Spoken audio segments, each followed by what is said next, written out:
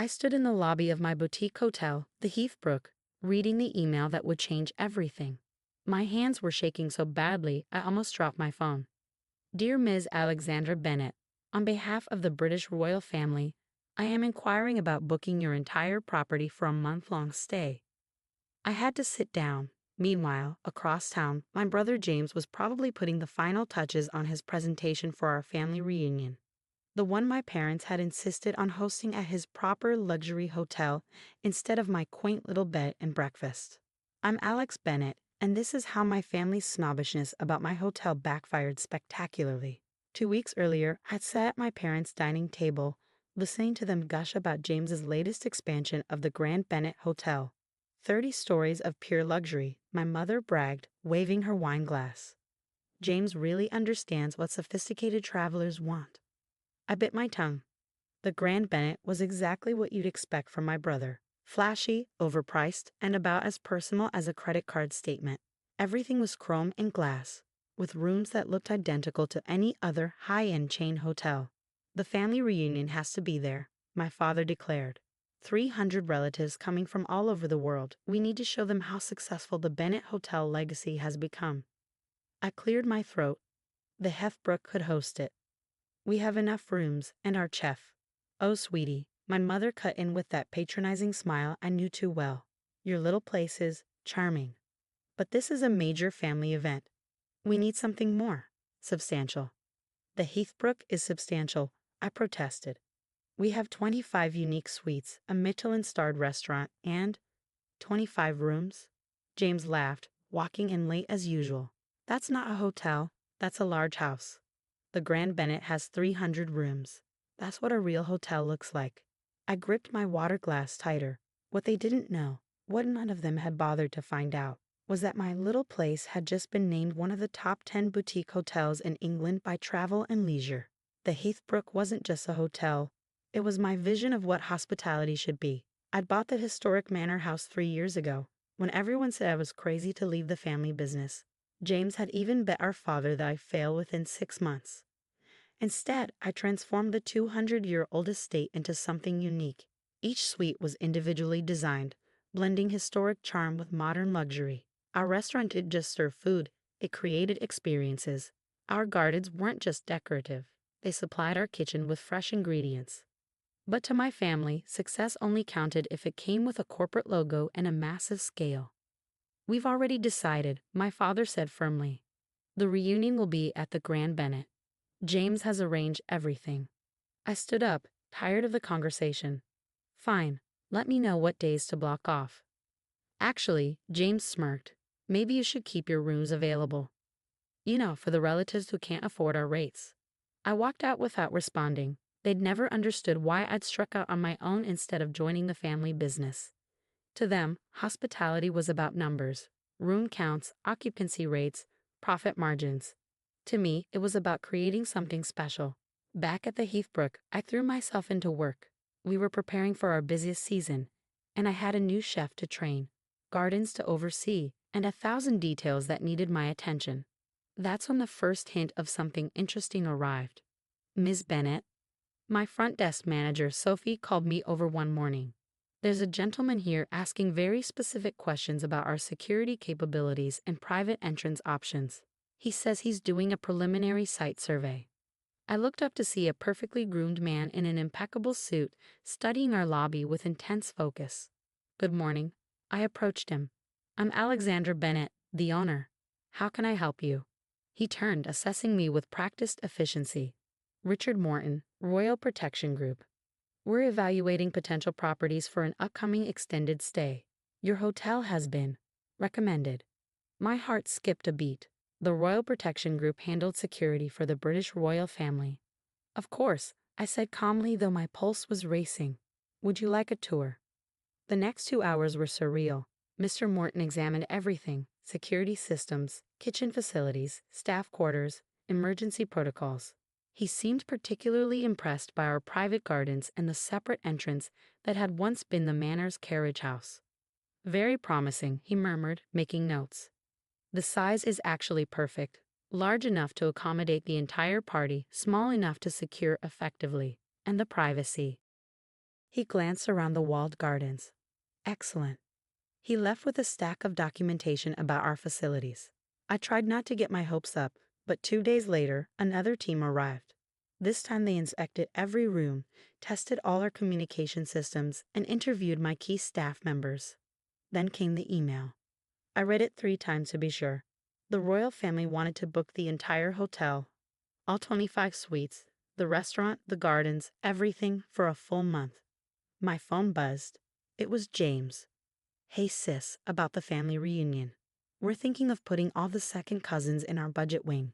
You know, the ones from Ohio who probably won't appreciate the premium suites anyway. I looked at the royal booking request again and smiled. Actually, James, I won't be able to help with the overflow. We're fully booked that month. What? All 25 whole rooms. He laughed. What, did you get a bus tour or something? Something like that, I said. Good luck with the reunion. I hung up and looked around my lobby, my beautiful, historic, perfectly sized lobby. In a few weeks, it would welcome actual royalty. But for now, I had work to do. My phone kept buzzing with messages from James, each one more condescending than the last. A full booking. Sure you didn't add wrong. Must be nice having so few rooms to manage. Dad says you're just trying to avoid helping with the reunion. I ignored them all. Let them think what they wanted. Sometimes the best revenge is simply waiting for the perfect moment to reveal the truth. And that moment was coming sooner than they knew. The news broke on a Tuesday morning. British royal family chooses historic Heathbrook Hotel for extended summer stay. The headlines read. My phone exploded with notifications. Journalists requesting comments, industry colleagues offering congratulations, and of course, my family's messages. The first call came from James, his voice tight with disbelief. Is this some kind of joke? No joke, I replied calmly, watching my staff prepare for our final security inspection.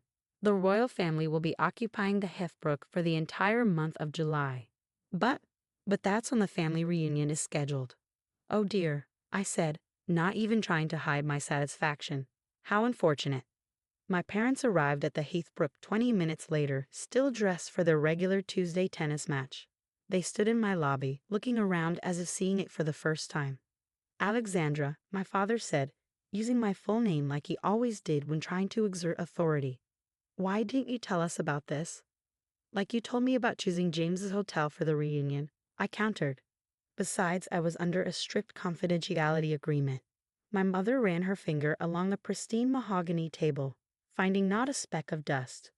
But surely they looked at the Grand Bennett too. James's hotel is so much more modern. Actually, I smiled. They specifically wanted the Heathbrook.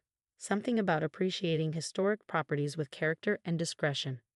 James burst through the door, waving his phone. This is ridiculous. I've already arranged everything for the reunion. 300 rooms blocked off, special menus planned. And now you have 300 empty rooms, I finished. Maybe you can fill them with some bus tours. He flushed red at hearing his own words thrown back at him. You did this on purpose. Did what? Run my little place so well that it attracted the most prestigious clients in the country. Yes, I did do that on purpose. But what about the family reunion? My mother pressed. We can't cancel it now. I sat down at my antique reception desk, enjoying this moment perhaps more than I should have. Well, you have 2 options. You can either reschedule, or, I paused for effect, you can hold it at the Grand Bennett, knowing that while all our relatives are there, I'll be here, hosting the royal family. The silence that followed was delicious. Richard Morton chose that moment to arrive with his final security team. He nodded at me professionally. Miss Bennett, we're ready for the last walkthrough. Oh, and Her Royal Highness wanted me to personally commend you on your discretion regarding the booking. She was most impressed that nothing leaked to the press until the official announcement. My family stood there, open-mouthed, as I walked away with the royal security team. Through the lobby's security cameras, I watched their expressions change from shock to dawning realization. The next few weeks were a whirlwind of preparation, while James struggled to explain to our relatives why they needed to reschedule the reunion. I oversaw every detail of the royal visit preparations. My staff, always professional, rose to new heights of excellence. Then came the day of arrival. I stood with my team as the royal motorcade pulled up to our private entrance. The next hours were a blur of perfect service and flawless execution.